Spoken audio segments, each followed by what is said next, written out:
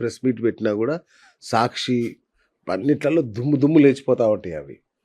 అంటే మరి వాళ్ళ అనుమతితో నేను చేస్తున్నట్టు కదా, మీరేమో ఉట్టుట్టుగానే చేస్తున్నాడు ఈయన ఇప్పుడు నేను అంటారు. ఏమంటున్నా, ఆ, మీరు అన్నట్టే ఆయనే జవాబు చెప్పాలి. ఉమ్, నిజంగా వాళ్ళు అనుమతితో చేస్తున్నాం అనుకోండి, ఆయనకు హోదా ఉంటుంది, ఉమ్, అది బయట చెప్పుకోవాలి. అవును. లేదు నువ్వు చెప్పుకోలేదా గొప్ప నాయకుడు అనుకో, ఉమ్, మరి ఆ ఛానల్ నీకు అంత గ్రిప్ ఉన్నప్పుడు ఒక తల్లిని చెల్లి నా ఛానల్ అట్లా పోస్టులు పెడతా ఉంటే ఉమ్, నువ్వేం చేస్తావు అని అడుగుతానండి. ఒక వైఎస్ఆర్ ఫ్యామిలీ అభిమానిగా ఉమ్, నువ్వేం చేస్తావు అనేది మా ప్రశ్న. అవును. ఇంకొకటి, మరి ఇంత పెద్ద నాయకుడు తెలంగాణ ఉండాలని మీరు ఫీల్ అయితే మరి వేరే సమస్యలప్పుడు మీరు ఎందుకు రారు బయటకు? ఉమ్, చాలా సమస్యలు ఉంటాయి కదండి. కరెక్ట్ కరెక్ట్, అవును. ఆంధ్ర రాష్ట్రంలో ఇప్పుడు మనకి ఎన్నో మన నీళ్ళ సమస్య ఉంది, ఇంకో సమస్య ఉంది. ఇంత పెద్ద తోపు నాయకుడు అయితే మరి ఇద్దరు మాట్లాడారు. ఆంధ్రప్రదేశ్ జగన్మోహన్ రెడ్డి గారు ముఖ్యమంత్రి ఉన్నప్పుడు, ఇక్కడ కేసీఆర్ ముఖ్యమంత్రి ఉన్నప్పుడు ఇద్దరు మరి లంచ్కి పిలిచారు. నేను పోయిన వాళ్ళ లంచ్కి ఉమ్, పోయిండా రాఘవరెడ్డి గారు? ఉమ్, వాళ్ళిద్దరు అన్ని మనం చూసాం కదండి. అవును. రోజా వాళ్ళ ఇంటికి కేసీఆర్ వెళ్ళారు, కేటీఆర్ వెళ్ళాడు.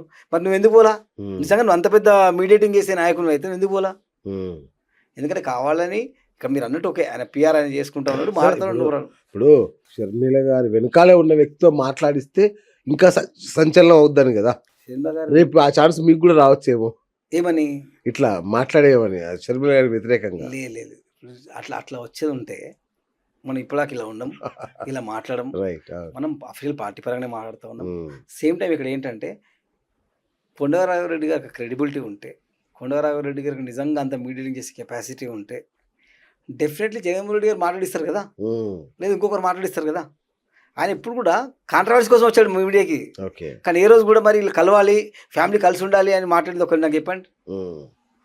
ఇప్పుడు ఒక పెద్ద మనిషి ఊర్లో చూస్తామండి, మనం ఊర్లో అయినా ఇంట్లో అయినా ఒక పంచాయతీ జరుగుతుంది. పెద్ద మనిషి పాత్ర ఏంటండి? మధ్యవర్తిత్వం వహించి గొడవ కాకుండా చూసుకోవాలి, అంతే కదా. సానుకూలంగా రాజీ కూర్చోాలి. నిజంగా నువ్వు ఫ్యామిలీని కేర్ చేసేవాడు అయితే నువ్వేం చేయాలి? కూర్చోబెట్టి మాట్లాడాలి. ఫస్ట్ ఆఫ్ నీకు ఆ ఛాన్స్ లేదు, బట్ స్టిల్ ఛాన్స్ ఉందనుకుందాం, మాట్లాడాలి కదా. నేను అడుగుతా కొండరావు స్ట్రేట్ సూటిగా ఒకటే ప్రశ్న అడుగుతాను మిత్రులు. ఈ గత 4-5 సంవత్సరాలలో మీరు జగన్మోహన్ రెడ్డి గారిని ఎన్నిసార్లు కలిశారు? బయట పెట్టండి. మీరు అత్యంత సన్నిహితులైతే కలవాలి కదా, ఎన్నిసార్లు కలిశారు అనేది నా ప్రశ్న. సార్ అంటే మరి ఈ కొండా రాఘవరెడ్డి గారిని అడ్డు పెట్టుకోను, లేదంటే ఈయన ద్వారా వైఎస్ ఫ్యామిలీని డిస్టర్బ్ చేయాలని ఇంకెవరైనా ప్రయత్నిస్తారు? అదే మా డౌట్. దానికి ఇప్పుడు డెఫినెట్ ఇప్పుడు ఫస్ట్ టైం మేము మాడుతున్నాం కదా, డెఫినెట్ మళ్ళీ ఆయన కౌంటర్ ఇస్తాడు, ఏదో జరుగుతుంది. ఇప్పుడు నిజాలు బయటపడతాయి. అంటే యాక్చువల్లీ ఏంటంటే ఆయన ఇటు షర్మిలమ్మని అటు జగన్మోహన్ రెడ్డి గారు ఇద్దరిని మోసం చేస్తూ ఉన్నాడు. ఆయన లబ్ధి ఏందో నాకు అర్థం కావట్లేదు. ఓకే. ఎందుకంటే ఇప్పుడు టక్కన ఒక సెకండ్ కూడా కాదండి, ఇప్పుడు విజయమ్మ గారు ఎంతో వాల్యూ ఇచ్చారు రాఘవరెడ్డి గారికి. ఇప్పుడు రాఘవరెడ్డి గారు ఇంటికి వస్తుంటే విజయం వద్దంటదా?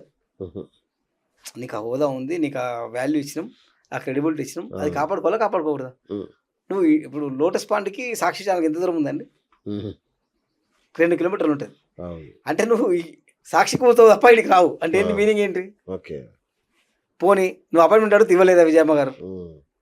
లేదు నువ్వు మాట్లాడుతా అంటే రాకు, నా దగ్గరికి ఎందుకు వస్తాను అడిగిందా? కానీ చాలా బేసిక్ థింగ్స్. జగన్ గారికి వ్యతిరేకంగా షర్మిల గారు కాంగ్రెస్ పార్టీ అధ్యక్షురాలుగా ఉండకూడదన్న వాళ్ళ అభిమతం. వాళ్ళ అభిమతం ఏంటి అనేది మనకు తెలియదు. వాళ్ళు నిజంగానే అంటే రాజకీయంగా మీరు గమనించినట్టయితే ఫ్యామిలీకి ఒక స్ట్రెంగ్త్, జగన్ గారు ఎంత స్ట్రెంగ్తో షర్మిలమ్మ కూడా అంతే స్ట్రెంగ్త్. సో ఈమె ఒక పార్టీకి అపోజిట్ వెళ్ళి తెలంగాణ రాష్ట్ర పార్టీ పెట్టుకుంది అంటే మీనింగ్ ఏంటండి? ఇంకా మనది ప్రొఫెషనల్గా నీ పని నీది, నా పని నాది, అంతే కదా. మేము ఫస్ట్ తెలంగాణలో పార్టీ పెట్టుకుంటాం. తెలంగాణలో మా పార్టీ మేము క్లోజ్ చేయలే, కాంగ్రెస్ పార్టీతో విలీనం చేసినాం. మీరు అర్థం చేసుకోవాలి, చాలా మంది అంటే ఇది చాలా సెన్సిటివ్ మ్యాటర్. మన పార్టీ క్లోజ్ చేయలే, పార్టీ విలీనం చేసినాం. విలీనం చేసినప్పుడు ఏమవుతుంది అంటే ఆ పార్టీ ఏది చెప్తే మాకు చేయాల్సి వస్తుంది. రేపు అది కాదమ్మా నువ్వు తెలంగాణకు రా అంటే తెలంగాణకు వస్తుంది, అంతేనే కదా. పార్టీ ఏది చెప్తే చేయాల్సి వస్తుంది కదా, అది పరిస్థితి. అంటే ఇప్పుడు మేడం అంటే షర్మిల గారు ఏపీ కాంగ్రెస్ అధ్యక్షురాలుగా ఉన్నంత కాలం ఈ ఆస్తుల గొడవ నడుస్తూనే ఉంటుందా? ఇది సజీవంగా ఉంటుందా? ఇది ఇప్పుడు వాస్తవానికి ఏంటంటే ఇది కోర్టులో నడుస్తూ ఉంది. కోర్టు ఏదో రోజు తెలుస్తుంది, అది ఈ రోజు ఇంకా 4 సంవత్సరాలకు 10 సంవత్సరాలు తెలుస్తుంది. వీళ్ళు హై వివిఐపీలు కాబట్టి ఇది మార్కెట్లో నడుస్తూ ఉన్నది. ఇలాంటి కొందరు మీడియేటర్స్ వాళ్ళ అవసరం కోసం దాంట్లో అగ్గి రాజేస్తారు తప్ప ఇంకొకటి లేదు.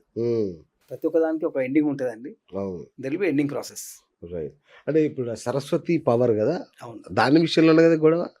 అంటే ఇప్పుడు చాలా క్లియర్గా విజయమ్మ గారు చెప్పారు. ఉమ్, మీకు కూడా చెప్తాను చూడండి. వీళ్ళు ఏమన్నారంటే మొన్న ఒకరు మాట్లాడుకుంటూ, అమ్మ నీకు ఇచ్చిన షేర్స్ నువ్వు అమ్ముకోవడం వల్ల మాకు బెయిల్ రద్దు అవుతుంది అన్నారు. ఉమ్, అన్న మీరు ఒకటి అర్థం చేసుకోండి, 10 సంవత్సరాలు అవుతుంది, అంటే అవును. ఎవరి దారిలో వాళ్ళు ఉండి 10 సంవత్సరాలు అవుతుంది. ఉమ్, ఇప్పుడు నీకు ఒక బిజినెస్ పెడతావు, లాసో ప్రాఫిట్ వస్తుంది, నీకు వచ్చిన ఆస్తిని నువ్వు ఏమైనా చేసుకుంటావా లేకపోతే అట్లా అడ్డం పెడతావా? నా ఇష్టం. మరి మా షేర్లు మేము అమ్ముకుంటామంటే నొప్పేది మాకు అర్థమవుతుంది. ఉమ్, ఇప్పుడు అంటే ఇంటర్నల్గా మాట్లాడకూడదు, మాట్లాడలే, ఎవరి కష్టాలు వాళ్ళకు ఉంటాయండి. ఉమ్, దాని సమస్య ఎవరు సాల్వ్ చేయాలి?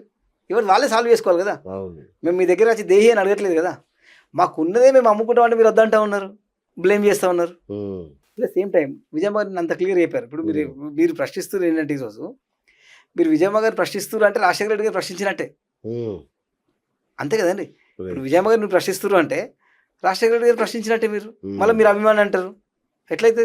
ఉమ్, ఇప్పుడు విజయమ్మ అబద్ధం చెప్పాల్సిన అవసరం ఏముంటుందండి? ఆ, రైట్. అట్లాగే ఇప్పుడు కొండా రాఘవరెడ్డి గారు ఎట్లయితే అటు జంప్ అయ్యాడని మీరు అనుకుంటున్నారో, అట్లానే ఇప్పుడు షర్మిల గారి వెనుక ఉన్న మిగతా వాళ్ళను లాగేసే ప్రయత్నాలు ఏమైనా జరుగుతున్నాయా? అంటే ఎనీ పొలిటికల్గా ఏమైతే అంటే అండి, అభిమానం వేరు, రాజకీయం వేరు. అవును.